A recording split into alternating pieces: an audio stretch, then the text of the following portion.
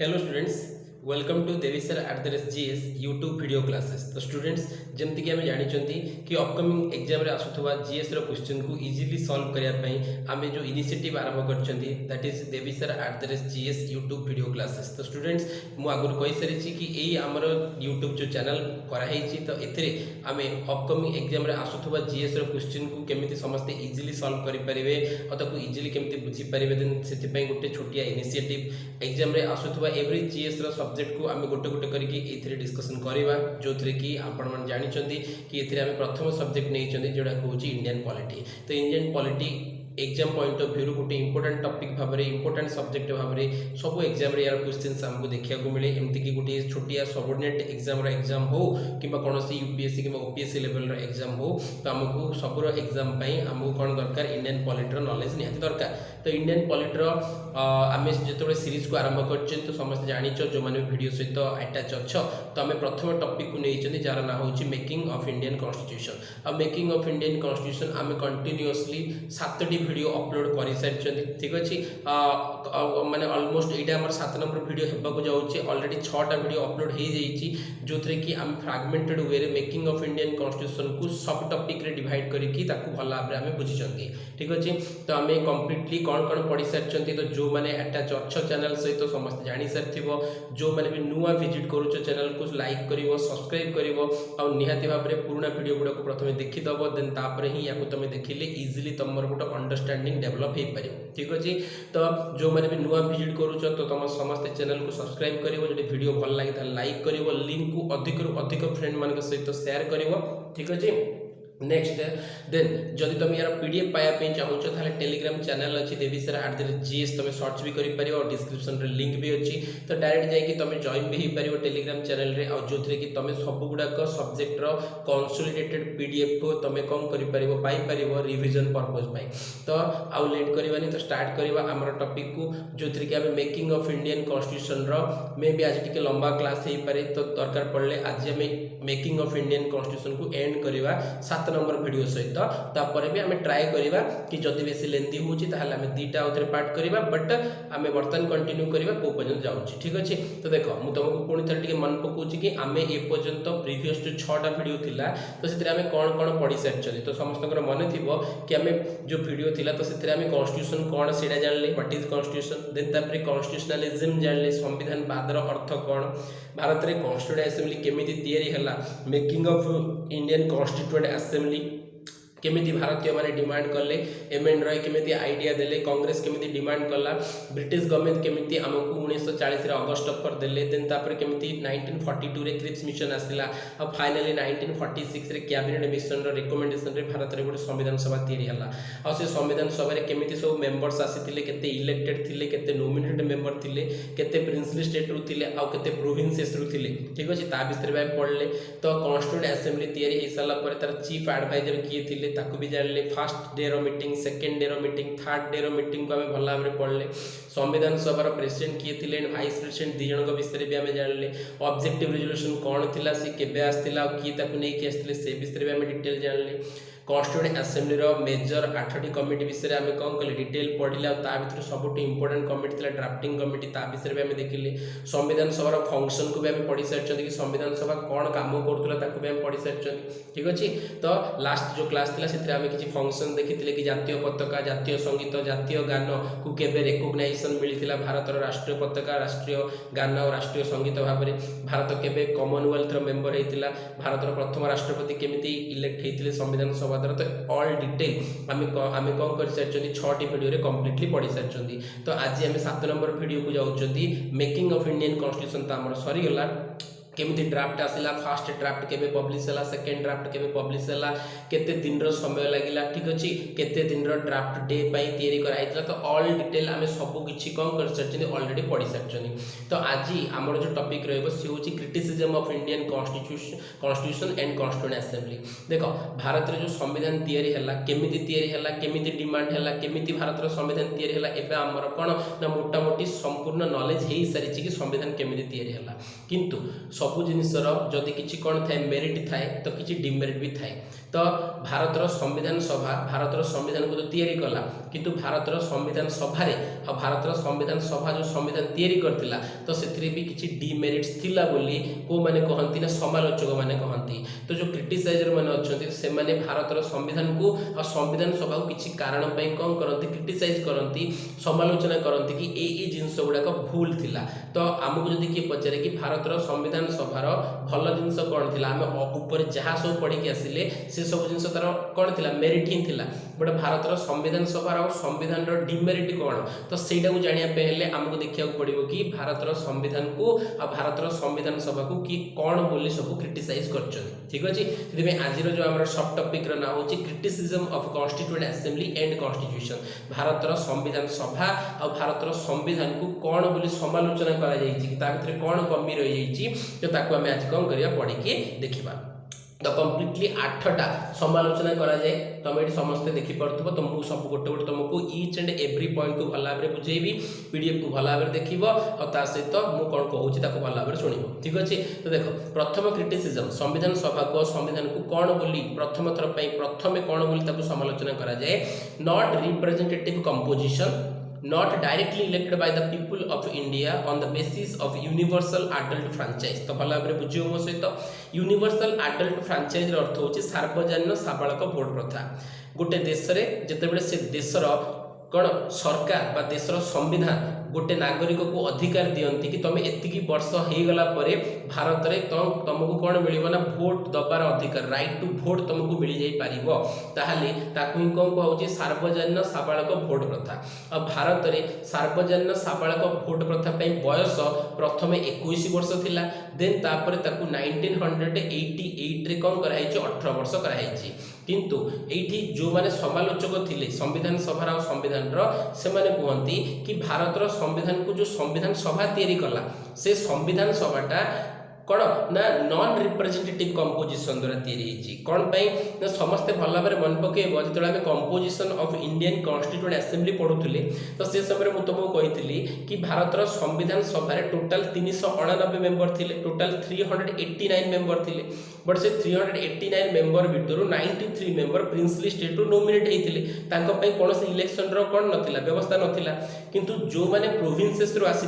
296 member तो से 296 provinces रू आसुवा मेंबर को इलेक्शन व्यवस्था थिला किंतु भल भाव मन पकाओ प्रीवियस वीडियो रे मु कहिछि कि से 296 जो मेंबर थिले से माने इलेक्ट हेके आसीथिले संविधान सभा को किंतु से माने कोन डायरेक्ट इलेक्ट हेतिले कि हम कहबा नाही से माने डायरेक्ट इलेक्ट हेइ नथिले से माने केमिति इलेक्ट हेतिले इनडायरेक्ट इलेक्ट हेतिले। मु कहिथिले कि प्रति प्रोविंसेस रे गोटे गोटे प्रोविंशियल असेंबली थिला से प्रोविंशियल असेंबली रो मेंबर माने भोट देकी कौन करथिले संविधान सभार मेंबर मान को पठेइथिले। तार तो आमको जदि पचरा जाए भारतर संविधान सभा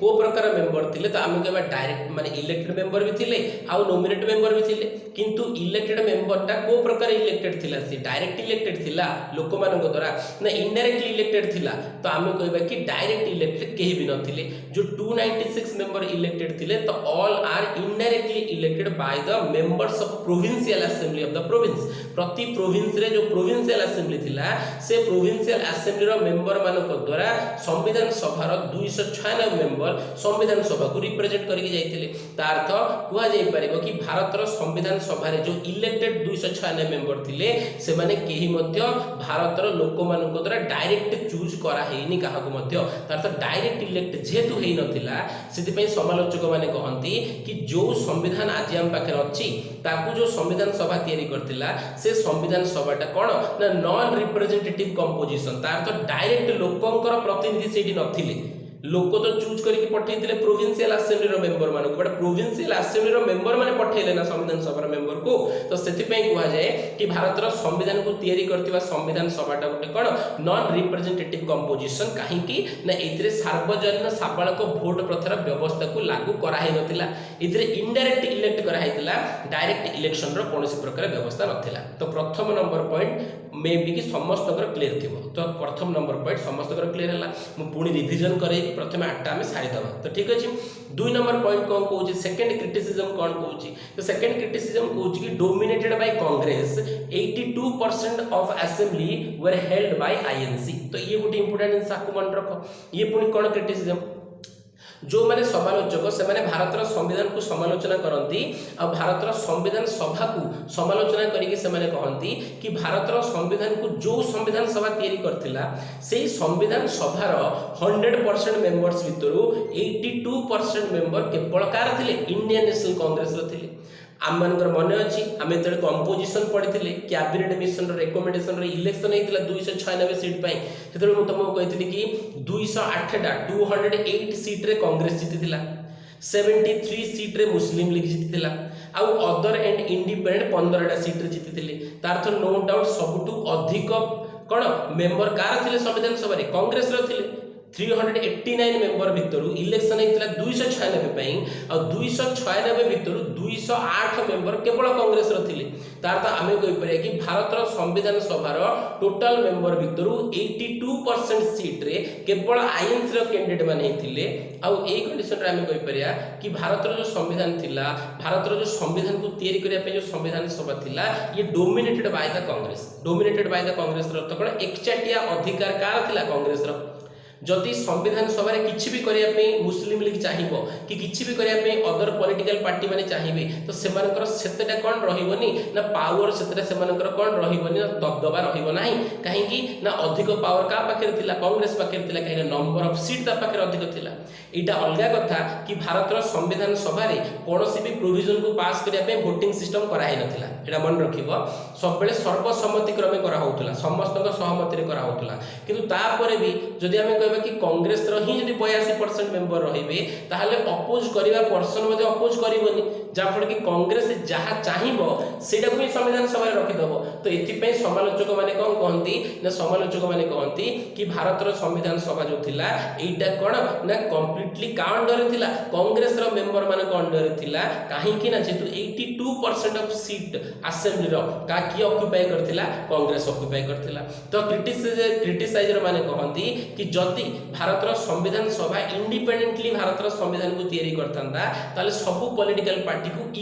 इक्वल सीट को कौन कराइता डिवाइड करके दबा कथा किंतु सेमिति हेलानी तार तो कांग्रेस रो डोमिनेंट रहिला बा कांग्रेस अधिक पावरफुल हला तार तो जहा चाहिला कांग्रेस संविधान रे रखिया पई ताहा भी रखिदेला। आ आपको मानि चंदी भी डॉक्टर बी आर आंबेडकर परे कि भारतर संविधान जते तैयारी हेई कि ताको जते लागू करा गला तो से समय बी आर आंबेडकर कहिथिले कि मु भारतर संविधान रे जहा जहा रखिथिली से सब जिंस भितर बहु जिंस वर्तमान कौन करा हेछि रिमूव कर दिया हेछि कांग्रेस द्वारा आ एथि पई मु भारतर संविधान को जाली देवा पई चाहे पोड़ी देवा पई चाहे ए की कहिथिले बी आर आंबेडकर। तो एग्जाम रे क्वेश्चन भी आछि कि को पर्सन कहिथिले कि मु भारतर संविधान को पोड़ी देवा पई चाहे जाली देवा पई चाहे तो मन रखो आंबेडकर जाको फादर ऑफ इंडियन कॉन्स्टिट्यूशन को जाए सी ही रागी जाई कि कहिथिले कि मु जहा जहा सब करिथिली को मानक पई माइनॉरिटी मानक पई मु जहा जहा संविधान रे प्रोविजन करथिली हमर कोन डिप्रेस क्लास पई तो से सब कांग्रेस बहुत मात्रा रे चेंज कर दला तार तो मु जो संविधान तैयारी करथिली मोर जो ड्रीम कॉन्स्टिट्यूशन थिला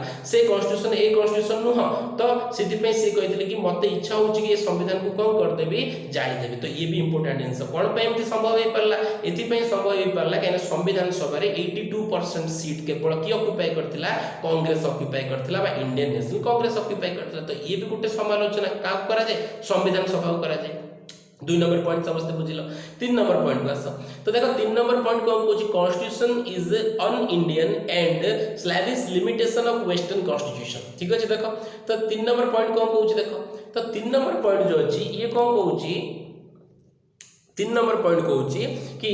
जो इंडियन कॉन्स्टिट्यूशन अच्छी ये हूँ अन इंडियन अर्थ कौन ए कौन ब्रिटिशर थिले कि अन्य कौन देशर मेंबर थिले कि नहीं भारतर संविधान सभा समस्त भारतीय मेंबर ही थिले। ठीक अच्छे नोमिनेटेड हूँ कि इलेक्टेड हूँ सब मेंबर कौन थे सब तो आम कौन थे भारतीय मेंबर थे बट तापर भी भारतर संविधान को कौन पे अन इंडियन बोली कहला तो मन रख एथि भारतर संविधान को अन इंडियन बोली कहगला आपको कौन ना लिमिटेशन ऑफ वेस्टर्न कॉन्स्टिट्यूशन बोली माने इमिटेशन ऑफ वेस्टर्न कॉन्स्टिट्यूशन एथि कहगला कि भारतर संविधान सभा मेंबर तो भारतीय थिले किंतु भारतर संविधान को तैयारी करिया पई भारतर संविधान निर्माता माने the makers of Indian constitution जो माने थिले तो से माने 62 रु अधिक देशर संविधान को कौन करथिले रेफर करथिले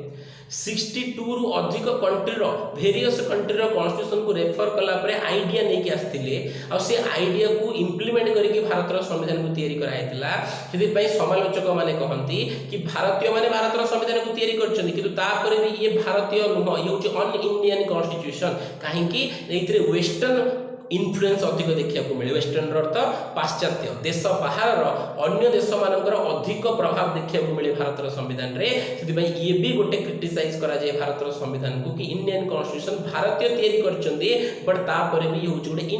अन इंडियन कॉन्स्टिट्यूशन काहे ना एथिरे आमे अधिक वेस्टर्न जिंस को फॉलो करछन्ती 60 रु अधिक देशर संविधान को आमे फॉलो कला परे भारतर संविधान को कोन कराइछि तैयारी करा जाय ऑस्ट्रेलिया को फॉलो करछन्ती साउथ अफ्रीका यूके को फॉलो करछन्ती अमेरिका को जापान को फॉलो करछन्ती आयरलैंड को फॉलो करछन्ती रशिया को फॉलो करछन्ती ठीक अछि तो एमिति मैक्सिमम जर्मनी को फॉलो करछन्ती तो 60 रु अधिक देशर संविधान को हमें फॉलो कला परे देन तापर रिजल्ट होछि भारतर संविधान सेति पई भारतीय माने तयारी करले भारतर संविधान को किंतु तापर भी ये भारतीय संविधान हबनी काहे कि ना जेहेतु ये सब कोन ना अन्य देशर संविधान द्वारा कोन कराइछि प्रभावित हेकि तयारी कराइछि हमें तांको पाखरु कांसेप्ट आनी कि भारतर संविधान को तयारी करछन 3 नंबर हमें क्रिटिसिज्म जानि पाले वर्तमान में जीवा 4 number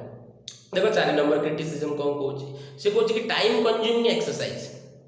final draft took almost 3 years span then देखो से कहले कि जदि भारतर संविधान को तैयारी करा गला आ जदि भारतर संविधान को भारतीय मान निज ओन माइंड रो तैयारी करथांते ताहले तमे 3 वर्ष लगा कि 5 वर्ष लगा किछि फरक पड़िबनी काहे तमे निजे करूछ सेति पई तमे अधिक समय लगै पारिबो जो माने समालोचक से माने कहंती कि जदियो भारतर संविधान को तैयारी करिया पे तमे सब एते देशर संविधान रो डाटा आनी की तैयारी करलो ता परे भी तुमको भारतर संविधान तैयारी करिया पे पाखा पाखी 3 वर्ष लागि गला माने almost 3 year 2 years 11 months and 18 days हम पढ़थिले तार तो पाखा पाखी आमे कहबे कि 12 दिन हेतिले 3 वर्ष ही ਜਾਂਦਾ तार तो जो माने समालोचक से माने कहंती कि भारतर संविधान जो थिला बा भारतर संविधान जो सभा थिला गोटे टाइम कंज्यूमिंग एक्सरसाइज थिला एमाने सेठी समय अजथारे नष्ट करथुले कोन पई ना जो फाइनल ड्राफ्ट करिया पे 3 वर्षर समय लागि गला एमाने को संविधान को कंप्लीट करिया पई जेतले कि एमाने निज माइंड रो बहुत कम जिंस करछन्ती एमाने तो अलग अलग देशर संविधान रो इन्फ्लुएंस की करछन्ती ना नुवा जिंस तो करि नाहंती ता परे भी हमको 3 वर्ष समय लागिला तार तो इंडियन कॉन्स्टिट्यूशन बा कॉन्स्टिट्यूएंट असेंबली गोटे टाइम कंज्यूमिंग एक्सरसाइज करथुला तार तो अजथारे समय कोन करथुला नष्ट करथुला 3 वर्षर समय तो ये भी गोटे समालोचना भारतर संविधान सभा को संविधान को करा जाय 4 नंबर समस्त क्लियर हला 5 नंबर पॉइंट को आसा 5 नंबर पॉइंट को जी elephantine size and complicated language lawyer's paradise तो इसके 3टा जिंस अछि भला भाबे समस्त बुझिया पे ट्राई करिवो 3टा जिंस अछि प्रथम जिंस को जी एलिफेंटियन साइज अर्थ मन रख कि सबटु बड़ हाथी भलिया आमे कहि कि आमु यदि कि पचारे कि संविधान सभार चिन्ह कौन रखाई संविधान सभार चिन्ह कौन रखाई तो मन संविधान सभार चिन्ह थिला हाथी चिन्ह कौन थिला हाथी समालोचक माने कहंती संविधान सभार चिन्ह थिला हाथी से भारतर संविधान को मध्य गोटे हाथी भाया तैयारी करा माने एलिफेंटियन साइज माने एते बड़ मन रखिए कि आज पर्यंत पृथ्वी रे एमिति कोनोसी डेमोक्रेटिक कंट्री नाही जा पाखरे कि भारत ठू बड़ संविधान थिबो मन रखिबा हमें इंडियन कॉन्स्टिट्यूशन होची कोन वर्ल्ड्स लेंथीएस्ट रिटन कॉन्स्टिट्यूशन पृथ्वी रो कोनोसी देश पाखरे भारत बळे एते बड़ लेंथीएस्ट कॉन्स्टिट्यूशन नाही आउ जी की एते बड़ जा भितरे गोटे प्रिएम्बल काली हमें पढुतले गोटे प्रिएम्बल वर्तमान अछि 460 रु अधिक आर्टिकल अछि ता भितरे 25 टा पार्ट अछि ता भितरे 12 टा शेड्यूल अछि ता अर्थ निज भितरे भारत रो संविधान एते बड़ ता अर्थ भारत रो संविधान को एक तो बड़ करा गला ये गोटे समालोचना कि भारत रो संविधान एते बड़ कम में हला अन्य कौन देश एत बड़ संविधान ना भारत एत बड़ संविधान कम है प्रथम समालोचना द्वितीय नंबर समालोचना कौन कि जदियो बड़ है भारत संविधान ताकू सिंपल लैंग्वेज लिखा जा पारता जहाँफल कि each and every citizen of India निज संविधान को पढ़ी इजिली बुझी पारता जन पाखे कमन नॉलेज जदि अच्छी से पढ़ी पारुची बुझी पारुची ताल से भारत संविधान को पढ़ी बुझी पारिया कथा किंतु समालोचक मैंने कहती कि एक तो भारत संविधान को एत बड़ कराला कहीं डिफरेंट कंट्री प्रभाव पड़गला भारत संविधान उपर जहाँफल कि एम निजक किसी कराया पड़लानी केवल कॉपी करके पेस्ट कले जहाँफल कि संविधान एत बड़ होगा। 2 नंबर जिनस कि भारतीय मैंने जेहेतु बहुत कौन अच्छा लिबेराल अच्छा से नियम को बहुत शीघ्र कौन करते मानती से सब जिन लिखा भी पड़ला आपाई कौन ना भारत संविधान बड़ होगा ये भी गोटे कारण किंतु बड़ तो है ठीक अच्छे किंतु तापर तो कॉम्प्लिकेटेड लैंग्वेज रे कौन पाई लिखागला। तो मन रख इंडिया कॉन्स्टिट्यूशन एते कॉम्प्लिकेटेड लैंग्वेज रे लिखाई कि जड़े साधारण केवल पाठ जब जड़े नॉर्मल पढ़ी तापर भी सी भारत संविधान को कम्प्लीटली कौन कर बुझीपर ना पढ़ी कारण हूँ कौन कारण हूँ कि भारत संविधान लैंग्वेज हूँ कॉम्प्लिकेटेड कौन पे कॉम्प्लिकेटेड लैंग्वेज है ये आम मन में प्रश्न आस तो देख तापर कौन लिखाई लॉयर्स पैराडाइज अर्थ हूँ वकिलों भूस्वर्ग वकिलों भूस्वर्ग अर्थ कौन तो मन रख जो संविधान सभा भारत संविधान को तैयारी करथिला जहाँ भितर कि 398 मेंबर थिले तो ता भितर मन रखिबो कि मैक्सिमम मेंबर एमती कि अधारु अधिक मेंबर सबु जणे जणे लॉयर थिले सबु जणे जणे कोन थिले लॉयर थिले। तो निहाती जदि जणे लॉयर गोटे काम को करिवो गोटे लीगल काम करिवो ताहाले सी निश्चित भाव में ता वे रे करिवो आ ता वे रे जदि करिवो सेटा साधारण लोक पई निहाती कॉम्प्लिकेटेड हे जिवो। जड़े कॉम्पिटिटिव प्रिपेयर करुवा छुआ आ गोटे 10th क्लास रे पाठ पढ़ुवा छुआ को जदि गोटे कौन गोटे माने गोटे प्रॉब्लम दिया जाए मैथमेटिक्स रो सॉल्व करिया पई ताहले आमे कौन करा हो ना जी 10th क्लास रे पाठ पढ़ुवा सी ताकू सिंपल वे स्टेज अनुसार करी स्टेप अनुसार करी आसीबो आ लास्ट रे कौन पाइबो आंसर पाइबो सॉल्यूशन करिकी बट जे कॉम्पिटिटिव प्रिपेयर करथुबो सी केवल गोटे लाइन रे कौन कर दे परियो आंसर बाहर कर दे परियो किंतु जो 10th क्लास रो पिला एते लंबा करिके आंसर बाहर कला आ जो कॉम्पिटिटिव प्रिपेयर करथुवा पिला एते गोटे लाइन रे कौन कला आंसर बाहर कला दीटे जाक को नेकी जदी गोटे थर्ड पर्सन को देखा हबो ताले बुझी परिबो कोटा सी ना सी बुझी पारे 10th क्लास रो पिला करछि तार तो 10th क्लास रो पिला कौन करछि सिंपल लैंग्वेज रे लिखितिला ताकू बट कॉम्प्लिकेटेड लैंग्वेज रे की करतिला कॉम्प्लिकेटेड लैंग्वेज रे कॉम्पिटिटिव प्रिपेयर करथुवा पिला करतिला दैट इज व्हाई कि एठी मध्ये कोन हेतिला ना जेतु भारत रो संविधान रो मैक्सिमम मेंबर संविधान सभा रो मैक्सिमम मेंबर प्रोफेशन रे जणे जणे कोन थिले लॉयर थिले तो सेति पई से माने जेतेबेले भारत रो संविधान को तयारी करथिले से माने तांको लेवल रे तयारी करथिले तांको माइंड अनुसार तयारी करथिले आ कि साधारण लोक बुझिया पई सबले कॉम्प्लिकेटेड हो तो ये भी गोटे समालोचना कि एमानकर एटा पैराडाइज थिला तार तो वकील माने एडवोकेट माने लॉयर माने लॉ पढ़ी आसीथिले संविधान सभा रे जो लॉ एक्सपेरिमेंट करूथुले ताको गोटे कोन लैबोरेटरी भाव रे यूज करके सेठी एक्सपेरिमेंट करूथुले ताको लॉ रो आ ताको लॉ को एक्सपेरिमेंट करू करू रिजल्ट होउची भारत रो संविधान जो कि ताको पई तो इजी किंतु वर्तमान भारत रो लोकन पई कॉम्प्लिकेटेड लैंग्वेज हे गला दैट इज व्हाई सिद्धि पई कुहा जाए कि भारत रो संविधान एक तो एलिफेंटियन साइज एते बड़ द्वितीय नंबर जिंस होची कॉम्प्लिकेटेड लैंग्वेज बुझीबाटा एत सहज नुह भारत संविधान 3 नंबर जिन हूँ वकिलंकर भूस्वर्ग कहीं मैक्सिमम मेंबर वकिल थिले सेति पई यार लैंग्वेज कोन हेतिला कॉम्प्लिकेटेड हे जाइतिला। 5 नंबर पॉइंट समस्त बुझी जाइथिबो। एबा आस 6 नंबर पॉइंट को 6 नंबर पॉइंट को कि un-Gandhian nature of constitution although not sideline completely. एबे देखो यदि हम कहबे कि भारत संविधान को अनगार्नियन नेचर बोली कम में कहा जाए कौन महात्मा गांधी को भारत संविधान सम्मान दे नथिला देखो कहा जाए कि भारत पई गोटे दुर्भाग्यर कथा एटा थिला कि संपूर्ण संविधान हबार महात्मा गांधी देखि पानाती महात्मा गांधी डेथ 1948 मसीहा जनवरी रे हे जाइछि जेतेबेले कि संविधान कंप्लीट होउछि 1949 रो कहबे ना नवेम्बर 26 रे आउ ए कंडीशन रे तार तो भारत संविधान ऑलमोस्ट हे ही नथिला महात्मा गांधी डेथ हो जाइए आ महात्मा गांधी भारत संविधान को कंप्लीट हबार देखी ना ये हूँ भारत गोटे दुर्भाग्य बोली कह जाए कहीं ना देख पंचायत राज सिस्टम भारत में संविधान रे केबे स्थान पाइला तो पंचायत राज सिस्टम 1950 रु ही स्थान पाइथिला किंतु सी कोठी थिला ना सी थिला डीपीएसपी रे बट पंचायत राज को संवैधानिक स्टेटस देकी पंचायत राज को इंप्लीमेंट करा गला केबे ना 1992 रे तार तो 1992 पर्यंत समय लगिला कि पंचायत राज सिस्टम आ म्युनिसिपालिटी को लागू करिया पई जोडि कि महात्मा गांधी आकु स्टार्टिंग रू करिया पई चाहुतले तार तो सी कहूँ कि अनगांधीयन नेचर महात्मा गांधी जो जिनस गुड़ा को फोकस करुले से जिनस गुड़ा को संविधान सभा साइड लाइन करदेला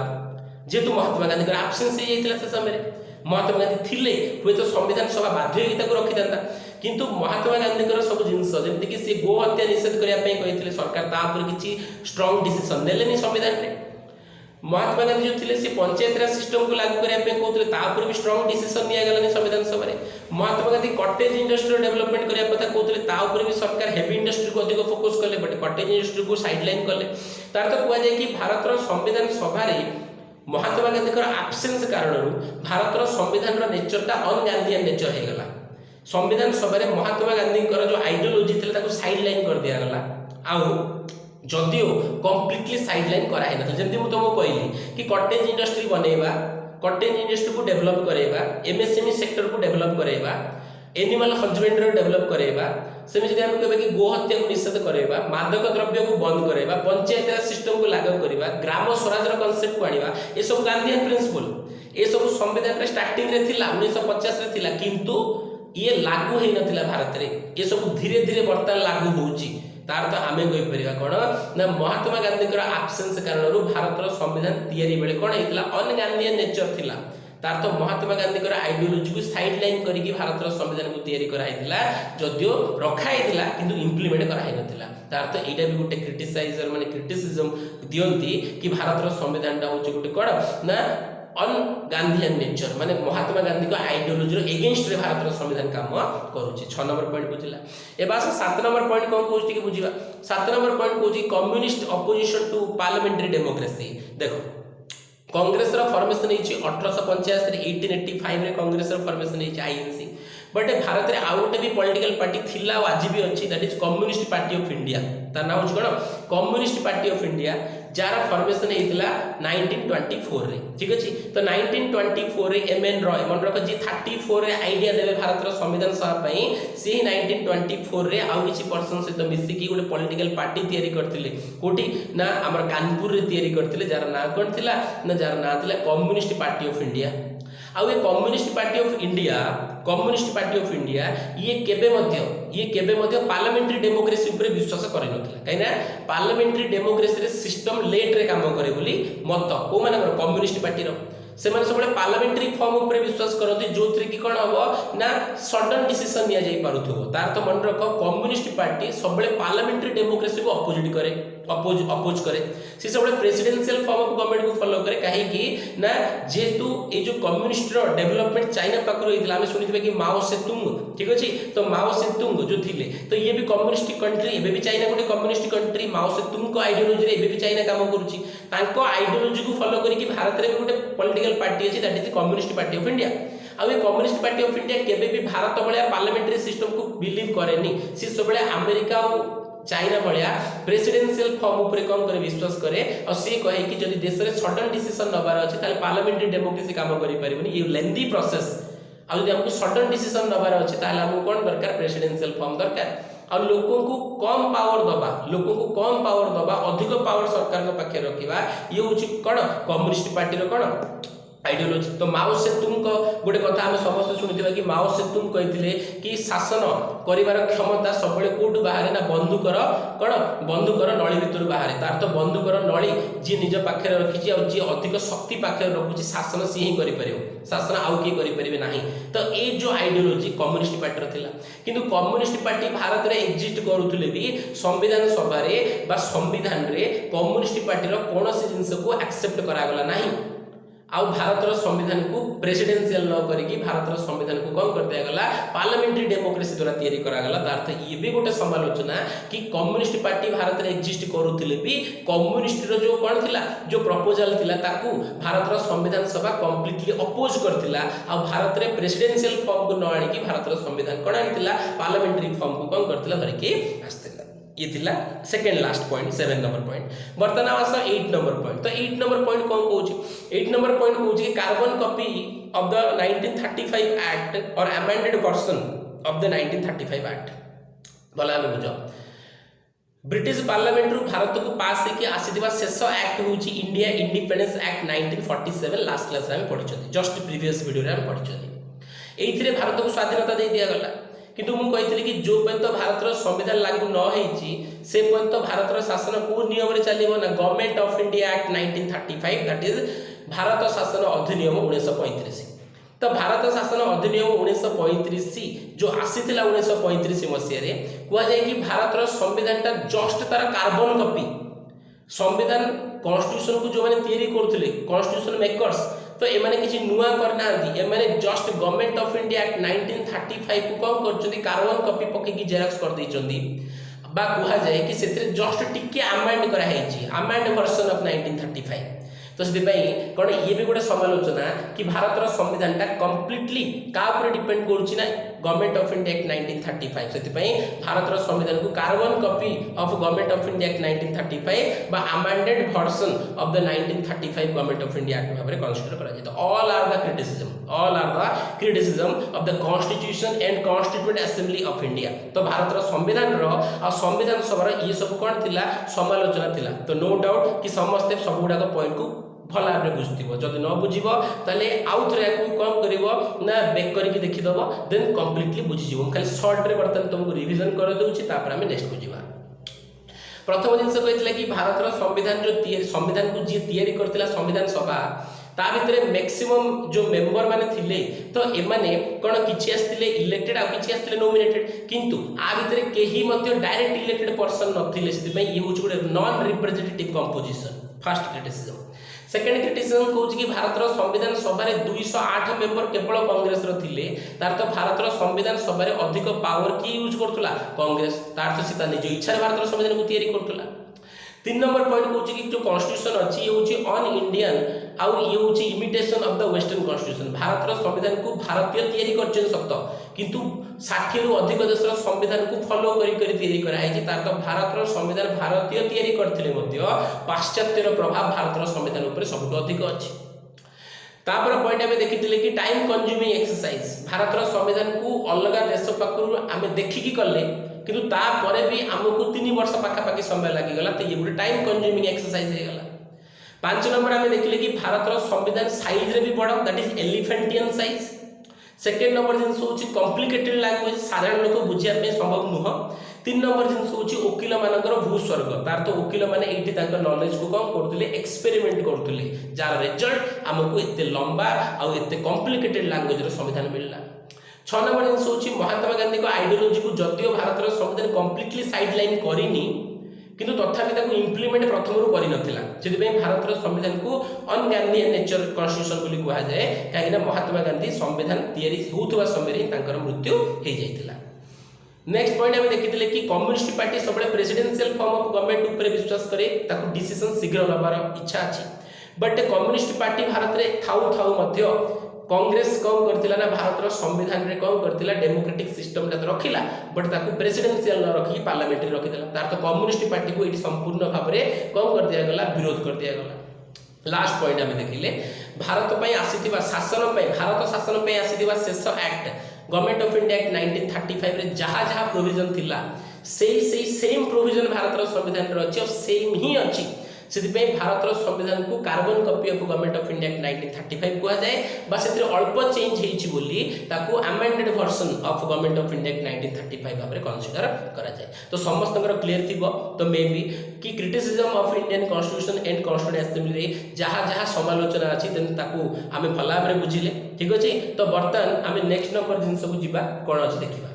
तो नेक्स्ट नंबर जिनस आमे देखिलिबा कि salient features of Indian constitution very very important salient features of Indian constitution तो प्रथम बुझिबा कि what is silent feature of Indian constitution तो देखो जितेबाला आमे कोनोसी जिनस मार्केट रु किनंती आमे प्रथमे तार किछि फीचर्स देखंती जेमति कि आमे गोटे मोबाइल फोन किनले तो आमे तार किछि फीचर्स देखंती तार कैमरा क्वालिटी कोन अछि केते मेगापिक्सल कैमरा तार फ्रंट कैमरा केते रेयर कैमरा केते रैम केते रोम केते ठीक अछि तार एक्सटेम्बल जो मेमोरी अछि देन तार कैपेसिटी केते रही परियो बैटरी केते एमएच रो बैटरी से सपोर्ट से करि परुछि तार तो ए सब कोन ए सब होछि फीचर सिमिलरली 4G अच्छी कि 5G अच्छी कि कौन अच्छी ताकू भी हमें देखुचे तो ऑल आर फीचर तार तो से सब जिनस गुड़ाक से मोबाइल टाको स्पेशल बनाऊँगी से सब जिनस गुड़ाक से मोबाइल को कौन करुँचे स्पेशल बनाऊँगी तो सिमिलरली भारत संविधान रे एमती कौन स्पेशलिटी अच्छी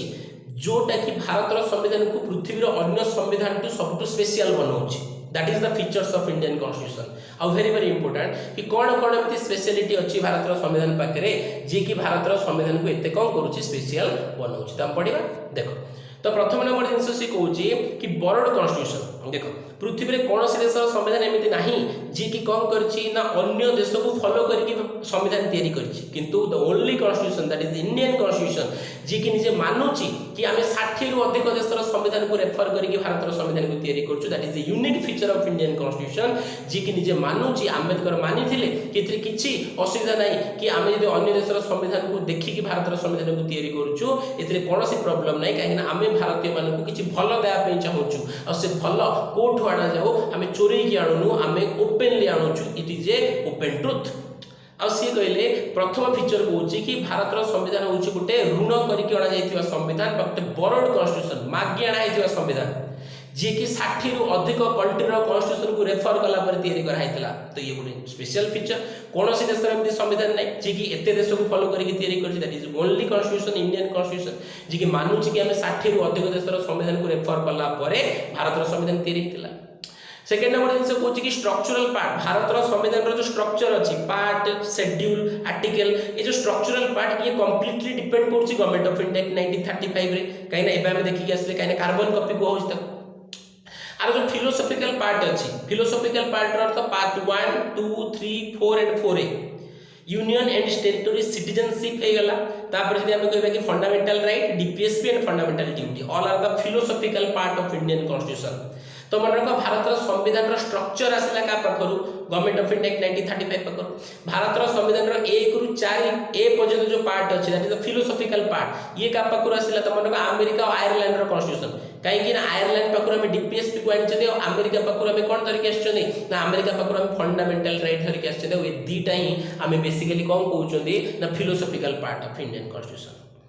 3 नंबर जिन पॉलिटिकल पार्ट अर्थ शासन केमी चलो एडमिनिस्ट्रेटिव पार्ट तो एडमिनिस्ट्रेटिव पार्ट अर्थ केंद्र सरकार राज्य सरकार एम सब केमी शासन करेंगे ए सिस्टम आम क्या पाखर आनी ब्रिटिश कॉन्स्टिट्यूशन तार आम कह छोट छोट जिन 60 देश को फॉलो कले भारत संविधान स्ट्रक्चर आम गवर्नमेंट ऑफ इंडिया 1935 को फॉलो कले भारत संविधान फिलोसॉफिकल पार्ट माने फंडामेंटल राइट और डीपीएसपी आम अमेरिका और आयरलैंड को फॉलो कले। 3 नंबर जिन हूँ कि संविधान रे भारत केमी शासित हम the administrative part of Indian constitution borrowed from the constitution of British बा आम यूके पाखर कौन कले धरिकी आसले। तो ये हूँ प्रथम यूनिक फीचर कि आम देशर संविधान को एमती कौन कराई। सेकेंड बुझा सेकेंड कौन blend of rigidity and flexibility Bharat संविधान कौन सी देशर संविधान रिजिड हो पारे कौन सी देशर संविधान फ्लेक्सिबल हो पारे केमी तो मन रख जदि गोटे देशर संविधान संशोधन पद्धतिटा बहुत सहज होता से देशर संविधान गोटे फ्लेक्सिबल कॉन्स्टिट्यूशन गोटे देशर संविधान को आमेंड बा संशोधन कर पद्धति जब बहुत डिफिकल्ट से देशर संविधान को कौन कहुए ना रिजिड कॉन्स्टिट्यूशन। संविधान अनुसार जब देखा तो वर्ल्ड वाइड रे ideal example of rigid constitution जब किए सी हूँ अमेरिका कहीं अमेरिकार संविधान को संशोधन कर पद्धति सबुठ डिफिकल्ट। सिमिलरली वर्ल्ड वाइड रे सबुठ ideal example of flexible constitution जब देखा सी हूँ ब्रिटिश कॉन्स्टिट्यूशन कहीं ब्रिटिश कॉन्स्टिट्यूशन आम जानते कि अनरिटन फॉर्म रे अच्छी से जहाँ चेंज करदेले चेंज हो गला तार तो जो देशर संविधान जिते सहजरे संशोधित हो पारे से देशर संविधान हूँ फ्लेक्सिबल जो देशर संविधान जिते कष्ट कौन हुए ना संशोधित हुए से देशर संविधान हूँ से रिजिड आ से कंडीशन रे अमेरिकार हूँ ideal example of rigid constitution आ यूके हूँ कौन ना ideal example of flexible constitution. But India तो मन रख इंडिया हूँ blend of rigidity and flexibility Bharat संविधान में किसी जिन एमती अच्छी जोटा कि यूके संविधान को संशोधन कला भाया सहज भारत संविधान में एमती भी किसी प्रोविजन अच्छे कि अमेरिकार संविधान को संशोधन कला भाया कष्ट तार तो ना तो भारत संविधान अमेरिका भाया कष्ट संविधान माने रिजिड कॉन्स्टिट्यूशन ना तो भारत संविधान टा यूके भाया फ्लेक्सिबल कॉन्स्टिट्यूशन। तो ये भी आमको मिली माने मिक्सचर देखा मिलूँ रिजिडिटी एंड फ्लेक्सिबिलिटी। भारत में गोटे नुआ राज्य तैयारी कराहब भारत में गोटे राज्य को भांगिकी दीटा कराहब भारत में दीटा राज्य को मिसई दिज्व भारत में गोटे राज्यर ना को बदल दिज्व आप किसी ना जस्ट पार्लियामेंट चाहिए करदेला सिंपल मेजोरिटी किंतु भारत संविधान रे जदि आमको कौन बेसिक स्ट्रक्चर चेंज करार अच्छी सपोज फंडामेंटल राइट रे किसी चेंज करार अच्छी प्रिएम्बल रे किसी चेंज करार अच्छी ताले एमिति किसी जिनिस जदि हमको चेंज करार अच्छी ताले सेटा सब डिफिकल्ट तापई पार्लियामेंट रे स्पेशल मेजॉरिटी सहित अधा राज्यर भी रेटिफिकेशन दरकार नहले हे परिबो नाही ठीक अछि। तो एबे कॉमन एग्जांपल जदि मु तुमको रिसेंट एग्जांपल देबी तो मोदी कांसेप्ट आनिछथि कि वन नेशन वन इलेक्शन तो भारत रे एका समय रे सब इलेक्शन हबो सब राज्य रे असेंबली इलेक्शन विथ देशर जनरल इलेक्शन तो आपई कोन संविधान रे संशोधन दरकार नै निहाती संविधान रे संशोधन दरकार आ संविधान रे संशोधन करिया पहिले एटा को पार्लियामेंट निजे चाहिले करि परिबोनी लोकसभा राज्यसभा रे स्पेशल मेजॉरिटी द्वारा आकु पास करेला परे एगेन आपको भारतर अधा राज्य माने 14 राज्य रे भी विधानसभा रे पास करिया को पड़िबो तापर जे कि वन नेशन वन इलेक्शन हे पारिबो तार तो ये कोन फ्लेक्सिबल ना ये होची रिजिड तो जोडी पार्लियामेंट निजे कर दे पाला दैट इज फ्लेक्सिबल जोडी देश राज्य रो भी सपोर्ट दरकार करूची दैट इज रिजिड तार तो भारतर संविधान होची blend of rigidity and flexibility ये भी यूनिक फीचर एमिति का पाखर नाही देश अच्छी जहाँ पाखे कि कम्प्लीटली रिजिड कन्स्टिट्यूशन अच्छी देश एमती भी अच्छी जहाँ पाखे कि कम्प्लीटली कौन अच्छी फ्लेक्सिबल कन्स्टिट्यूशन अच्छी बट इंडिया गोटे मात्र एमती देश जहाँ पाखे कौन अच्छी ना combination blend of rigidity and flexibility कौन करुच्ची काम करुच्ची बुझिपार 2 नंबर पॉइंट। 3 नंबर फीचर कौन 3 नंबर फीचर होची synthesis of parliamentary sovereignty and judicial supremacy देखो आम जदि अमेरिका जिबा तो अमेरिका रे तांको पार्लियामेंट जो लॉ तैयारी करिवो तांको पार्लियामेंट जो लॉ तैयारी करिवो से लॉ ऊपर तांको देशर सुप्रीम कोर्ट को करि पारे बैन लगे दे पारे आ मन रखो जो देश रे सुप्रीम कोर्ट पाखरे बा जुडिशियरी पाखरे एतिकी पावर अछि कि सी सरकार तैयारी करथिबा लॉ ऊपर भी कोन लगे दे पारे ना ताकू भी निषेध कर दे पारे ताकू भी प्रोहिबिट कर दे पारे ताकू भी नल एंड वॉइड डिक्लेयर कर दे पारे असिद्धि घोषणा कर दे पारे ताले से देशर न्यायपालिका को कोन कहबो जुडिशियल सुप्रीमेसी कोन कहबो जुडिशियल सुप्रीमेसी तार अर्थ से देशर न्यायपालिका सर्वोच्च सरकार भी एमिति किछि करि परिबे जे कि देशर लोकंकर कोन हेतु हार्म होतबो लोकंक ऊपर यदि सरकार किछि भूल करंती ताहाले से देशर जुडिशियरी जे ताको अटके दे पारुची सरकार को तागिद करि पारुची ताहाले से देशर जुडिशियरी सुप्रीमेसी काम करची बोली हम कहबा लाइक अमेरिका बट किछि देश थाउची जे कि पार्लियामेंट्री सोवरेनिटी थाउची पार्लियामेंट्री सोवरेनिटी अर्थ कोन ना से देश रे पार्लियामेंट जहा कहि देला सेटा ही फाइनल सुप्रीम कोर्ट भी तापरे प्रश्न उठे पारे नाही आर एग्जांपल होची ब्रिटेन बा यूके अमेरिका रे भी पार्लियामेंट अछि यूके रे भी पार्लियामेंट अछि अमेरिका रा पार्लियामेंट जदि गोटे लॉ तैयारी करला सुप्रीम कोर्ट ताकू मना कर दे पारंती किंतु इंग्लैंड रा पार्लियामेंट जदि गोटे लॉ तैयारी करला ताहाल ताकू तांको देशर सुप्रीम कोर्ट मना करि परिबो नाही तो मन रखो जोटी पार्लियामेंट रा पावर सबटु ऊपर ताकू कुआ जे पार्लियामेंट्री सोवरेनिटी जोटी जुडिशियरी सिस्टम रा पावर अधिक थाए ताको कोन कहउची जुडिशियल सुप्रीमेसी बट अमेरिका होची जुडिशियरी सुप्रीमेसी ब्रिटेन होची पार्लियामेंट्री सोवरेनिटी बट इंडिया कोन तो मन रखो पुणी थरे एठी गोटे इंडिया यूनिक फीचर को नेकी आछी सी होची synthesis of parliamentary sovereignty and judicial supremacy तार अर्थ कोन भारत रे दीड जाकर कांसेप्ट मिसी की अछि जो पर्यंत भारत रे सरकार लोकों को हित पई पार्लियामेंट द्वारा लॉ तैयारी करछथि से पर्यंत सुप्रीम कोर्ट ता ऊपर किछि कहि परिबो नाही that is parliamentary sovereignty but सरकार पार्लियामेंट को यूज करेगी पार्लियामेंट्री सोवरेनिटी को यूज करेगी जे तार मिसयूज कले आ लोकों को पई किछि एमिति जिंस कले कि गणतंत्र रो विरोधी हे गला ताले से कंडीशन रे किए सुप्रीमेसी हे जिवो जुडिशियरी सुप्रीमेसी हे जिवो आ ताकू मना भी कर दे पारिबो तार तो अमेरिका रे केवल जुडिशियरी सुप्रीमेसी अछि पार्लियामेंट पाखरे पावर नै ब्रिटेन रे केवल पार्लियामेंट्री सोवरेनिटी अछि सुप्रीम कोर्ट पाखरे पावर नै बट इंडिया रे दिड जाक अछि नॉर्मल कंडीशन रे पार्लियामेंट्री सोवरेनिटी काम करे किंतु पार्लियामेंट भूल करले जुडिशियरी सुप्रीमेसी आगो को आसे तार तो ये भी गोटे यूनिक फीचर इंडियन कॉन्स्टिट्यूशन रो जोटा कि अन्य देश रे देखिया को मिलेनी बुझि पालो समस्त 3 नंबर फीचर 4 नंबर फीचर को federal system with unitary bias आकु भला भाबरे बुझो federal system with unitary bias तो वर्ल्ड वाइड रे सब डेमोक्रेटिक कंट्री अछंती तो से कंट्री रो शासन व्यवस्था को दीटा पार्ट रे डिवाइड करा जाय पारे एइदर से कंट्रीटा यूनिटरी कंट्री हिथिबो न तो फेडरल कंट्री हिथिबो यूनिटरी कंट्री रो अर्थ होची जदि से देशर शासनटा केवल गोटिए सरकार पाखरे अछि that is central government all over से देश को जदि कंट्रोल करूची ताले से देश रे जो सिस्टम काम करूची ता कहजिबो यूनिटरी स्ट्रक्चर कोन कहजिबो यूनिटरी ऐक्य सरकार बट गोटे देश रे सरकार जदि दी भाग रे भाग हे गला पूरा देश को कंट्रोल करने गोटे केंद्र सरकार आउ निज निजर टेरिटोरी को अलग अलग छोट छोट फ्रागमेंटेड एरिया को कंट्रोल करने आउ गोटे गोटे कौन दिगला सरकार दिगला भाग करके कह राज्य सरकार आउ जदि दी जन जाक मिसिकी पावर डिस्ट्रीब्यूशन करके काम करेंगे ताहले आकु कहूँ कौन ना आकु कहूँ फेडरल सिस्टम। आम जदि अमेरिका जीवा आम कम्प्लीटली फेडरल सिस्टम पाइबा। अमेरिका 50 राज्य गोटे केंद्र सरकार पाखे जी पावर तांकर 50 राज्य सरकार पाखे से पावर तार ideal example of federal structure government जदि आमको कोठी देखिया मिले से होची America. Similarly ideal example of unitary structure government जदि आमको कोठी देखिया मिले से होची यूके। यूके रे कोनोसी राज्य नहीं राज्य सरकार नाहांती यूके रे केवल गोटे government that is central government तार तो पावर केवल तांकर पाखे रहला। किंतु इंडिया यूके भलिया यूनिटरी भी आउ अमेरिका भलिया फेडरल भी आम कहबा केमिति देखो भारत संविधान शेड्यूल रे गोटे शेड्यूल अछि शेड्यूल 7 तो 7th शेड्यूल कहूची distribution of power between centre and state जो भितर की केंद्र तालिका राज्य तालिका करी केंद्र और राज्य भितर पावर को कम कराई डिस्ट्रीब्यूट कराई। आ भारत रे केंद्र सरकार भी अच्छी प्रति राज्य राज्य सरकार भी अच्छी तो ये क्या शो करुच्ची ये फेडरल स्ट्रक्चर को शो करुच्ची।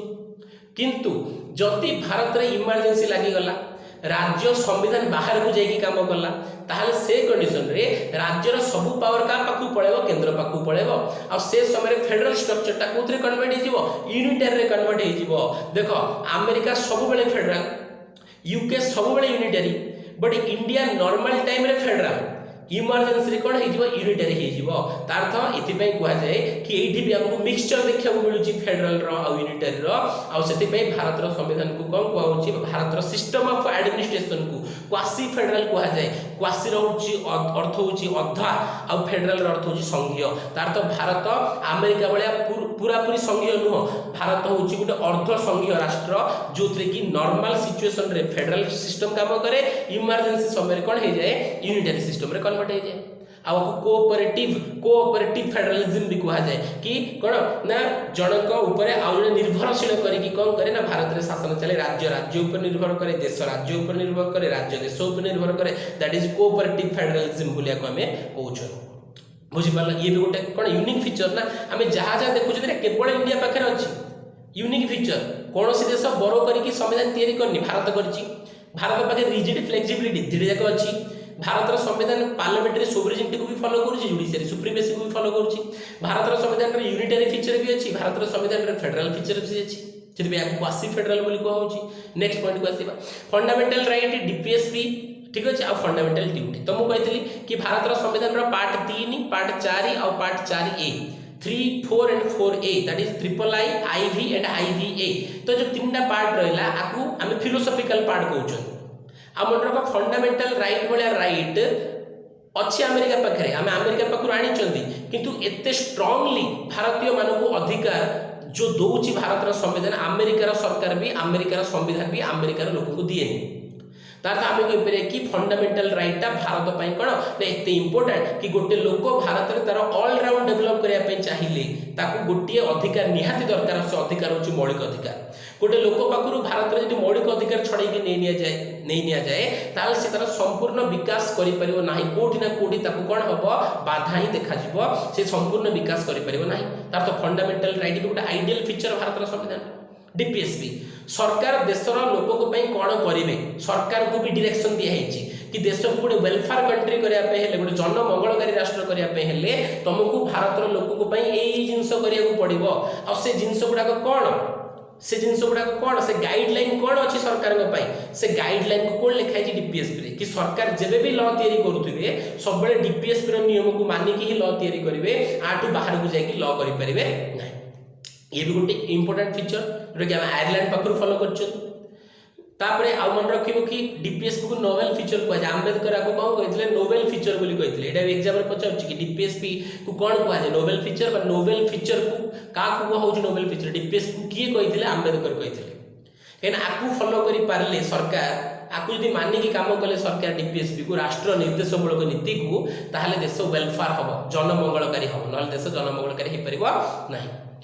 नेक्स्ट आउट हूँ फंडामेंटल ड्यूटी आपको यूएसएसआर पाखु आनी से यूएसएसआर आज राशिया ठीक अच्छे। तो से आम आपको 1975 मसीह नहीं आसिले, ये मूल संविधान में नाला। 1975 मसीह गोटे कमिटी होता that is Sardar Swaran Singh committee, सी रेकमेंड कला और तार रेकमेंडेशन रे 1976 रे गोटे संविधान संशोधन होता that is 42nd constitution amendment act Indira Gandhi करथिले। से समय फंडामेंटल ड्यूटी को प्रथम थर पे भारत संविधान रे एड कराइतला, तापे गोटे नुवा पार्ट तयारी कराइतला दैट इज पार्ट 4A। आ एटा भारत नागरिक पई गाइडलाइन, जेमति डीपीएसपी होची सरकार को पई गाइडलाइन कि से माने देशर लोकन पई कोन करिवे। सिमिलरली डीपीएसपी पर फंडामेंटल ड्यूटी होची भारत नागरिक को पई गाइडलाइन कि as a responsible citizen of India आमे देशर लोक देश पई कोन करिवा दरकार। तो मन रखो fundamental right, DPSP and fundamental duty, EAP गोटे यूनिक फीचर, तीनटा यूनिक फीचर भारत रो संविधान रो, जोटा कि एट ए टाइम तीनटा जाक को देश पाखरे नाही। अमेरिका पाखरे फंडामेंटल राइट अछि, डीपीएसपी नाही। डीपीएसपी आयरलैंड पाखरे अछि, फंडामेंटल राइट नाही। फंडामेंटल ड्यूटी का पाखरे अछि, इंग्लैंड माने फंडामेंटल ड्यूटी हमर रशिया पाखरे अछि, बट ता पाखरे कोन नाही न ता पाखरे डीपीएसपी नाही। तार तो सब गुडा को कोन देश पाखरे नाही। इंडिया होची गोटे कंट्री जे पाखरे फंडामेंटल राइट अछि, डीपीएसपी भी अछि और फंडामेंटल ड्यूटी भी अछि। तार तो ये भी गोटे unique feature of Indian constitution, बुझि परछो तो। नेक्स्ट जीवा, नेक्स्ट नंबर पॉइंट कहूँ कि सेक्युलर स्टेट। देखो भारत हूँ गोटे धर्मनिरपेक्ष राष्ट्र। धर्मनिरपेक्ष अर्थ हूँ कौन, सबू धर्म को जो देशर सरकार इक्वल नजर देखती, सरकार कौन सी गोटे धर्मर स्पेशल विकास पे काम करती, सरकार सबू धर्मर लोक समान काम करती, ताहले से देश को कौन कह, सेक्युलर स्टेट कह, सेक्युलर राष्ट्र कह। तो भारतर संविधान जदिव मूलर सेक्युलर थिला, किंतु भारतर संविधान रे ये सेक्युलर बोले आगुरी लिखाई नथिला। भारतर संविधान रो प्रिएम्बल रे जो 42 नंबर संविधान संशोधन इंदिरा गांधी के समय होता 1976 मसीह, से समय भारत संविधान रे लिखि दिया गला कि इंडिया हूँ गोटे कौन सोवरिजिन सोशलिस्ट सेक्युलर डेमोक्रेटिक रिपब्लिक। तार तो भारत हूँ गोटे सार्वभौम समाजवादी धर्मनिरपेक्ष गणतांत्रिक साधारणतंत्र। तार तो से वर्ड आसला सेक्युलर। तार जब आम क्वेश्चन पचरे कि भारत को प्रकार देश धर्म बेसिस रे, भारत हूँ धर्मनिरपेक्ष सेक्युलर, कोड लिखाई संविधान रे, कोडी संविधान रे प्रिएम्बल रे लिखाई। प्रिएम्बल रे कोड लिखाई नेचर ऑफ स्टेट जो पांचटा नेचर अच्छी Bharat sovereign socialist secular democratic republic, ता भीतर गोटे नेचर होची भारत नेचर होची भारत होची सेक्युलर। आपको 76 मसीह आणागला मन रखिबो। सेमती आउ कोठी कोठी अछि तो मन रख, भारत संविधान 14, 15, 16 जो आर्टिकल अच्छी ये राइट टू इक्वालिटी मेंशन कराई, से भी लिखाई कि भारत हूँ धर्मनिरपेक्ष राष्ट्र। धर्मगत आधार देखिकी क्या सहित पात्र अंतर करा समस्त सहित सरकार समान काम करेंगे। आईन धर्म को लेकिन आग पछ हो पारनि, चाकरी क्षेत्र में धर्म को लेकिन एपट सेपट करा कि धर्म को लेकिन जनक सहित कौन करा ना आम जनक सहित डिस्क्रिमिनेट करें। सेमती 25 ରୁ 30 आर्टिकल जोटा कि right to freedom of religion विषय लिखाई, धर्मगत स्वाधीनता अधिकार। तो से भी लिखाई कि भारत मान देखा कि भारत गोटे सेक्युलर कंट्री। आ 44 नंबर आर्टिकल तो यूनिफॉर्म सिविल कोड विषय कहूँ, डीपीएसपी भितर आम जानते जी कहूँ कि भारत में सबू धर्म कौन हम ना गोटे प्रकार नियम काम कर जोटा कि भारत में लागू होनी, but uniform civil code 44 number article संविधान डीपीएसपी कौन अच्छी प्रोविजन अच्छी। तो ये भी गोटे यूनिक फीचर। आम जब अमेरिका जावा नेशनल रिलीजन हूँ क्रिश्चियनिटी, आम यदि पाकिस्तान जीवा बांग्लादेश जीवा नेशनल रिलीजन हूँ इस्लाम, बट इंडिया जब आसवा ताले आम तो हिंदू कर ना, बट आम हिंदू करना किंतु हिंदू न कर कारण हूँ कि आम कौन से धर्म को अधिक प्रायोरिटी दौना, समस्त को इक्वल प्रायोरिटी दौरान, दैट इज सेक्युलरिज्म। ही कौन कहूँ सेक्युलर स्टेट। तो भारत हूँ गोटे सेक्युलर स्टेट, मन रहा समस्त। नेक्स्ट नंबर फीचर कौन, यूनिवर्सल एडल्ट फ्रांचाइज। देखो भारत हूँ पृथ्वी एमती प्रथम देश जी कि संविधान तैयारी करने ठू ही समस्त को कौन दे दिया गला, भोट देवार अधिकार दिया गला। भारत संविधान गोटे आर्टिकल अच्छी दैट इज 326 आर्टिकल रे मेंशन कराई कि भारत रे जो लोकर बयस 18 वर्ष कि ताठू अधिक हो गला ताहले ताकू कौनसी कंडीशन रे मध्य तार भोट देवार अधिकार वंचित करा जाई पारिबो नाही। किछि कंडीशंस अच्छी, बट नॉर्मली धर्मगत आधार रे, जातिगत आधार रे, वर्णगत आधार रे, लिंगगत आधार रे, जन्मस्थान आधार रे कौनसी कंडीशन रे ताकू तार भोट देवार अधिकार वंचित करा जाई पारिबो नाही। तार ताकू कहा जाय सार्वजनिक साबालक भोट प्रथा। प्रथमे आर बयस सीमा केते थिला, 21 कि ताठू अधिक थिला। मु कहली 1988 मसीह राजीव गांधी भारत प्रधानमंत्री थिला, 66 नंबर संविधान संशोधन होता और आर बयस सीमा कौन कराइला कमे 21 वर्षटा केते कराइला 18 वर्ष कराइला। आ मन रखो ये लागू होता 1999 मसीह, कहीं इलेक्शन होता 1999 मसीह। केबे आमेंड हेतिला 88 रे हेतिला संविधान संशोधन केते 61 पीएम किए थिले राजीव गांधी बयस आगरु केते थिला 21 केते करा गला 18 केबेठ लागू हला ना 1989 रो लागू हला आउ को आर्टिकल रे आपे प्रोविजन अछि 326 article 326 article of Indian constitution mention about universal adult franchise सार्वजन साबालक भोट कथा। तो देखो ऑल आर द फीचर्स मु रिवीजन करू देखो प्रथम तो भारत संविधान भलिया बड़ कॉन्स्टिट्यूशन पृथ्वी रे कोन देश पाखे नाही।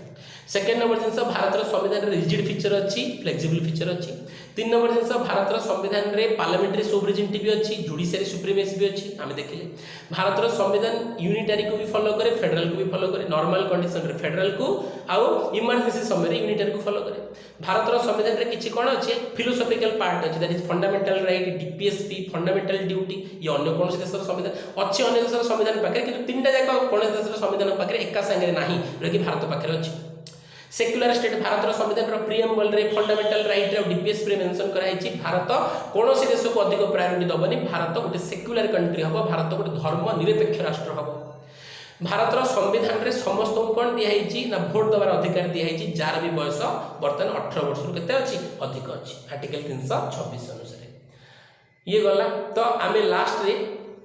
आउ किछि फीचर देखि दबा देन तापर हमर सरी जो देखो आउ कोन फीचर अछि भारत संविधान रे टिके देखिबा हमें देखो इमरजेंसी प्रोविजन देखो इमरजेंसी ना सुनले आम मन रे भय आसे कि इमरजेंसी तो ये तो कोन गोटे जरूरीकालीन परिस्थिति से नेशनल इमरजेंसी हो आर्टिकल 352 से स्टेट इमरजेंसी हो आर्टिकल 356 किबा से फाइनेंशियल इमरजेंसी हो 360 देश रे युद्ध हला किबा आंतरिक कंदळ हला किबा बाह्य शत्रु आक्रमण हले नेशनल इमरजेंसी लागि कोनोसी राज्य रे शासन कळ जदि दुर्बल हे गला किबा भुसुडी पड़ला सरकार राज्य सरकार शासन करि पाउना राज्य को ताहले कोन লাগিব राज्य इमरजेंसी स्टेट इमरजेंसी आ जे देश रे आर्थिक परिस्थिति देश रे फाइनेंशियल क्राइसिस पळे आसला ताहले कोन লাগিব फाइनेंशियल इमरजेंसी किंतु इमरजेंसी सब तो असुविधा समय लागे ना ताकू कम पे रखा हला एथि पे रखा हला बीआर अंबेडकर कहिथिले कि भारत रो संविधान रो इमरजेंसी प्रोविजन मु चाहिबी कि केबे लागू न हो सेमिति सिचुएशन केबे न आसु किंतु ताकू रखिबार कारण होची या कि बीआर अंबेडकर कहिथिले कि कोन ना इमरजेंसी सिचुएशन रे भारत भाग होई जिवार चांस अछि इमरजेंसी सिचुएशन रे भारत पाखरु राज्य अलगा होई जिवार चांस अछि आ भारत को जदि सब सिचुएशन रे हमकु एक करिके रखिबार अछि यूनिट एंड इंटीग्रिटी करिके रखिबार अछि एक अखंड करिके रखिबार अछि ताहाले इमरजेंसी प्रोविजन निहाती दरकार। कोनोसी राज्य जदि आजि भारत पाखरु अलगा होई जे चेष्टा करिवो ताहले संगे संगे केंद्र सरकार से राज्य रे कोन लगेबे स्टेट इमरजेंसी और राज्य रो सब पावर केंद्र सरकार के पाखु पळे आसीबो हिबे राज्य सरकार केबे चिंता भी करिवेनी कि से देश पाखरु अलगा होई जिवो जदि सेमति करंती ताहले राज्य रो सब पावर केंद्र पाखु पळे आसीबो और देश रे फेडरल सिस्टम कोन हबो यूनिटरी रे कन्वर्ट होई जिवो जोटा कि हम ऊपर पढि के आसीले तार तो इमरजेंसी प्रोविजन गोटे कोन ना सुनिला हमकु भय लागे किंतु अंबेडकर कहिथिले कि इमरजेंसी प्रोविजन भारत रो संविधान पे निहाती दरकार भारत रो यूनिटी और इंटीग्रिटी को बजाय रखिया पे जदि भारत रो एकता और अखंडता को हम रखिया पे चाहुचती ताहले इमरजेंसी रो भय भारत रो समस्त को पाखरे रहिबा निहाती दरकार। तो मन रख ये भी गोटे यूनिक फीचर जो कि आमे भारत रो संविधान रे रखिछु ठीक अछि। तापर हम कहबा कि acres socio economic justice along with political justice देखो भारत रो संविधान रे कोन अछि ना जो डीपीएसपी अछि directive principle of state policy आरो मूल लक्ष्य होछि कि भारत को जनमंगल राष्ट्र करिबा सरकार को डायरेक्शन दिए कि सरकार तमे जहा पारिबो कर जा द्वारा कि भारत रो लोक मानकर सामाजिक और अर्थनैतिक विकास हे परिबा और से सामाजिक और अर्थनैतिक न्याय पाई परिबे। सरकार जेते सब योजना करूछथि सरकार आयुष्मान भारत योजना करंतु सरकार यदि हम कहबे कि पीएम किसान सम्मान निधि योजना करंतु सरकार अटल पेंशन योजना करंतु सरकार जीवन ज्योति योजना करंतु ओडिशा सरकार कालिया योजना करंतु ओडिशा सरकार हरिश्चंद्र योजना करंतु ममता योजना करंतु बिजु स्वास्थ्य कल्याण योजना करंतु जेते सब योजना होउची सब डीपीएसपी अंडर मेंशन अछि कि सरकारक दायित्व कि सरकार देश और राज्य लोकंकर सामाजिक और अर्थनैतिक विकास आ तांको न्याय दा पई जहा चाहिबे ताहा करि परिबे तार तो संविधान रे मेंशन कराइछि कि तमे ए सब जिंस करिवो जदि तमे देश को जनमंगल करिया पे चाहछो तार ते आईडिया कोठु आसेनी ए आईडिया संविधान रे अछि कोठी ना डीपीएसपी रे लिखा हिछि तार तो भारत एमिति गोटे देश जोथि कि सरकार को भी डायरेक्शन दिया हिछि कि तमे देश को जनमंगल करिया पे हेले एहा करिवो आ एटा बहुत लिमिटेड कंट्री पाखरे अछि सब देश पाखरे नाही। सेमती पॉलिटिकल जस्टिस आमर फंडामेंटल राइट रे लिखाई फंडामेंटल राइट रे कि आमको कौन कौन राजनैतिक न्याय मिलिबो आमको केमि चाकरी क्षेत्र में समानता आईन क्षेत्र में समानता भेदभाव हबनी आमको कौन से जगह रे फोर्सफुली काम करा दिया जाई परिबनी आमको धर्म ना पे बाध्य करा जाई परिबनी आम धर्म को किए बाध्यतार सहित परिवर्तन करि परिबनी ठीक अछि तो ए जो सब जिंस आमको के बेआईन बंदी करिक रखि परिबनी आमको कौन से काम पई कि बाध्य करि परिबनी तार तो ए सब आमको पॉलिटिकल जस्टिस दोछि तार तो भारत संविधान रे लोक मानक पई social economical and political justice को कौन कराई मेंशन कराई सोशियो इकोनॉमिकल जस्टिस पई डीपीएस पे मेंशन अछि and political justice fundamental right रे मेंशन कराई बुझि पालो तापर जिबा unique brand of justiciable and non justiciable right Sapru committee Tej Bahadur Sapru जने फ्रीडम फाइटर थिले तांको अंडर रे गोटे कमिटी रो फॉर्मेशन हेतला दैट इज साप्रू कमिटी ठीक अछि इतरे सर्वपल्ली राधाकृष्णन मध्ये कोन थिले मेंबर थिले इंपोर्टेंट कमिटी थिला आ ए कमिटी रो रिकमेंडेशन रे भारत रे जते सब अधिकार अछि से अधिकार भितरु किछि अधिकार होछि जस्टिसेबल आ किछि अधिकार होछि नॉन जस्टिसेबल तो what is the difference between justiciable right and non justiciable right तो मनक जो अधिकार हमको दिया हेछि से अधिकार जदि हमको न मिले आमे जदि कोर्ट रो द्वारस्थ हेई परिबा कोर्ट जदि हम कथा सुनिबो ताले से होछि जस्टिसेबल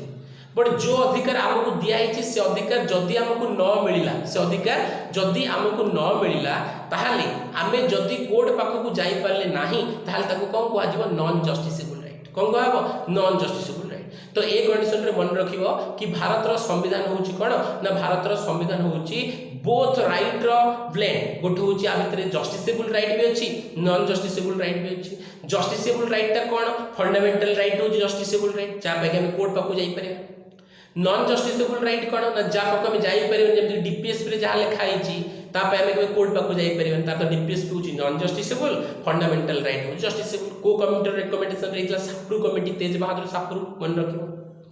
तापर कहूँ कि इंडिपेंडेंट एंड इंटीग्रेटेड जुडिशियरी देख भारत में लेजिस्लेटिव रो एग्जीक्यूटिव सहित संपर्क अच्छी law making body and law implementing body आज closely associated with each other किंतु जुडिशियरी पार्ट इज कंप्लीटली कौन कराई सेपरेट कराई का पाखरु लेजिस्लेटिव और एग्जीक्यूटिव पाखरु लेजिस्लेटिव रे पीएम थांती एग्जीक्यूटिव रे भी पीएम थांती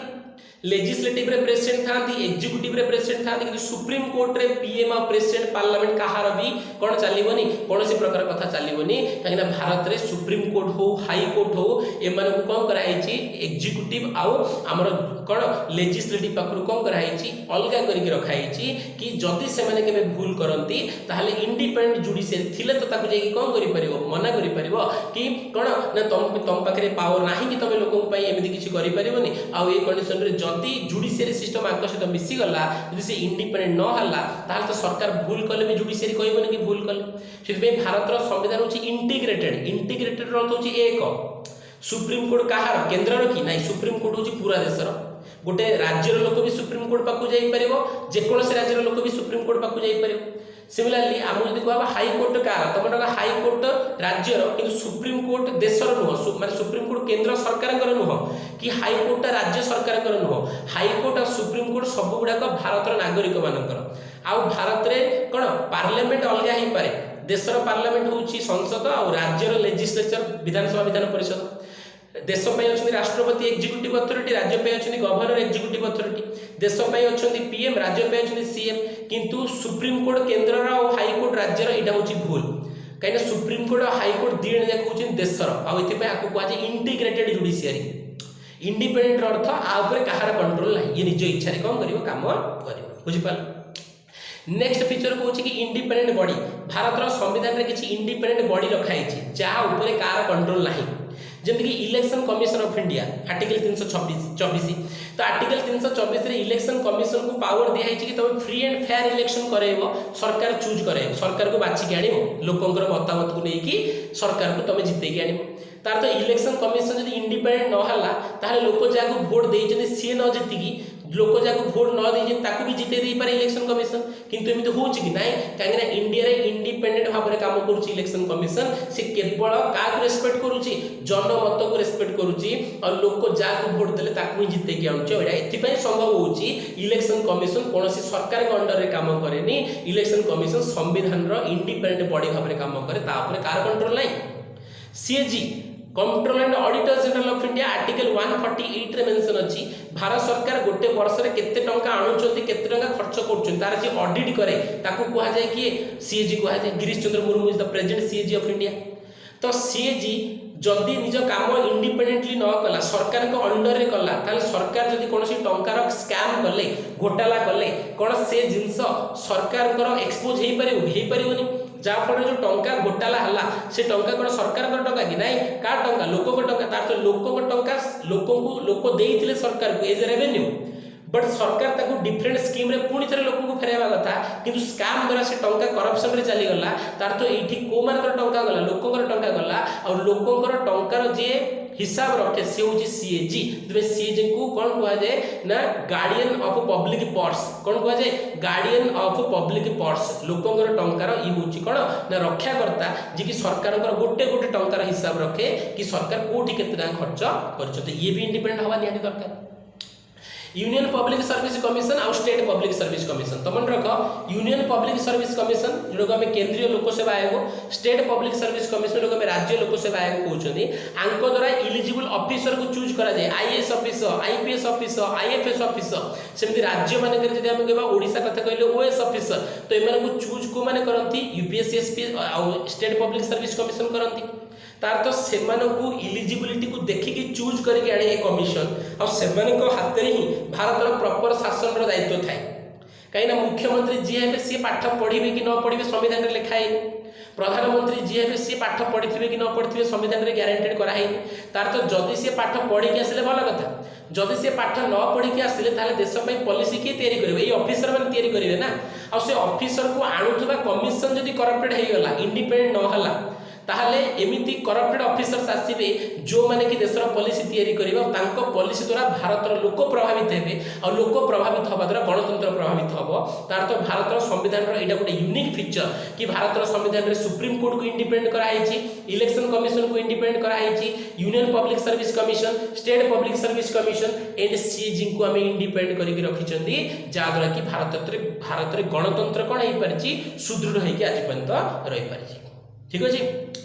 आउ ए जो आमे ऊपर पढ़ी के आसले supreme court election commission UPSC SPSC CAG आको कौन कहा जाए ना बुलवर्क्स ऑफ द डेमोक्रेटिक सिस्टम बुलवर्क्स अर्थ होची शील्ड माने भारतर गणतंत्र एमान होची रक्षाकर्ता एमान जदी जणे भी एपट सेपट काम कला गणतंत्र भुसुडी पड़ेबो तो आंको कौन कहा जाए पिलर्स ऑफ डेमोक्रेसी एमान होची गणतंत्र स्तंभ आ ऊपर गणतंत्र कोन हेची ठिया हेची एमान निहाती इंडिपेंडेंट भाବରେ काम करिवा दरकार। एंड लास्ट नंबर फीचर को जदी हमें जिबा दैट इज लास्ट फीचर आजिर से होची थर्ड टायर गवर्नमेंट पृथ्वी रे जे कोनोसी देश जीव यूके जदी जीव गोटिए सरकार पाइबो